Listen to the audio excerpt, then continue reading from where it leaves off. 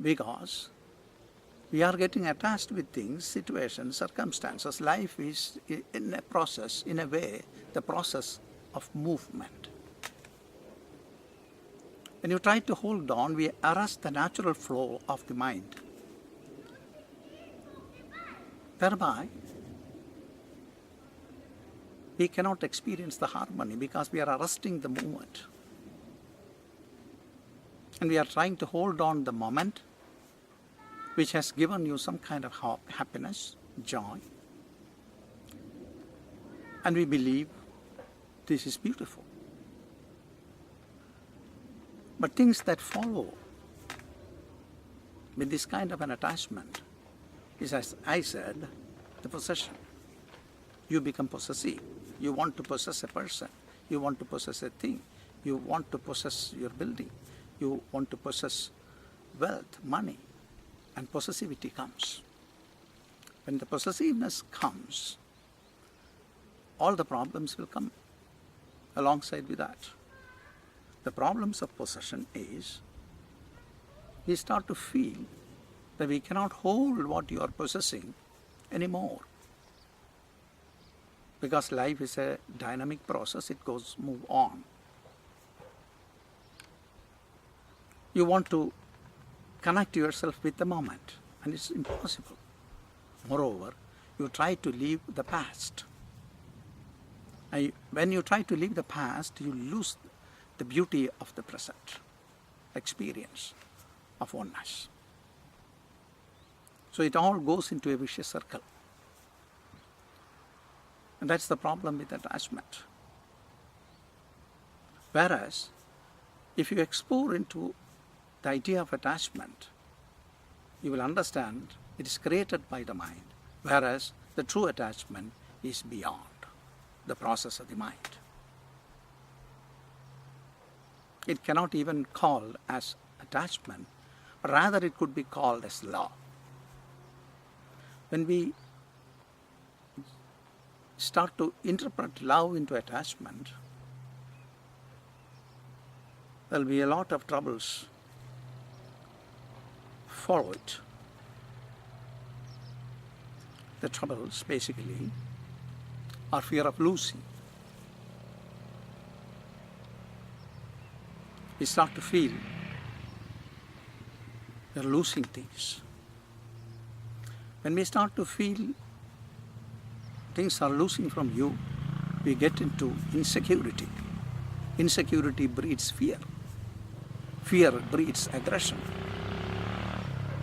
And it goes on and on.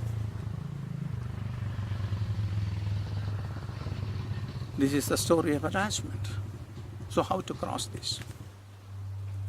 It is important, if you want to cross this, intensely look into everything which comes under the purview of attachment, not as an idea, but an experience. We have to intensely look. When we start to feel attachment, we have to intensely stay there and look how it transforms into possessiveness. Stay there. Intensely stay there and look. You will see certainly all the outcome of it, all the ramifications of it, all the branching of it, and how it puts you into trouble. When once you realize this, you can remain attached without possessiveness. Why? You don't need to be possessive. Whereas possessiveness is an inherent trait that is embedded in the human consciousness. But we have seen all the troubles, all the agonies, all the grief, all the dangers of possessivity. So that prevents you from entering into the possessiveness if you are aware of it. Otherwise, you just go into possessiveness and then it takes you off somewhere else. It takes you off in the sense it takes you off from yourself. then you don't know what you're doing. It has many, many small, small branches, but very ruining experience.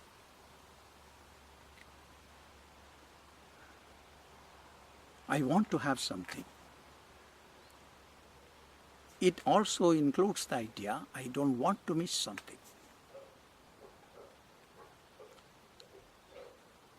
And the fear of missing follows. So I want to have it, I don't want to miss it. And if the same thing is really longed for by somebody else, I can be very jealous. I do everything. I can be aggressive. I can try to really eliminate the other one so that I can have the full enjoyment of things.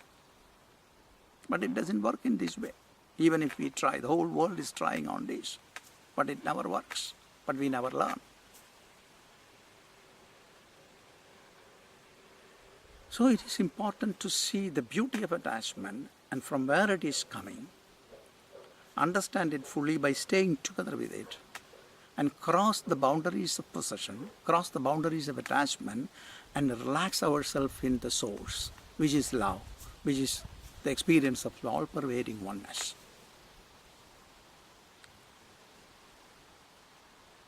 That is very important. Otherwise, we will be in the entanglement of this kind of traps, which has not done anything beautiful. Moreover, the life becomes meaningless. For example, suppose if you are attached with somebody, your mind is focused on that of that person, as there is something beautiful in that person. That's the feeling. But that beauty or the experience of beauty comes to you when you were so harmonious and relaxed. But whereas when you try to hold the person, try to possessive the person, the whole beauty changes. Anxiety comes, fear of losing comes. And finally, you can't hold. It becomes a catastrophe. That relationship cannot continue. Why it so happens? Because we try to hold on a past moment of experience and try to recreate it all the time. In this process, we miss the beauty of living. So if a person wants to cross the trouble of attachment, he certainly needs to get into a deeper understanding by a deeper observation. The deeper observation is staying together with the present moment of time, intensely watch what is happening in the mind, without analysis, without synthesis, without judgments. Stay with the thought and see what it does.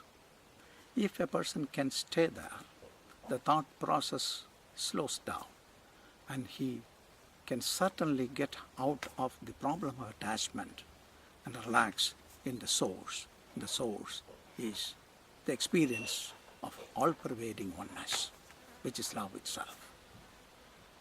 So love is misinterpreted as attachment. Love is not attachment. Love is the experience of oneness. And when you start to feel this oneness, by dropping off your ideas, your individuations, you can certainly experience the oneness. And that is how you could cross it. Otherwise, you will always be in the realm of attachment, and the pain, the suffering, the wounds, the psychological wounds that you get out of it, you carry on. There is no end to it. And you go on accusing the world for abandoning you. And never it's possible to abandon you. You are the whole, and you are love. That's it.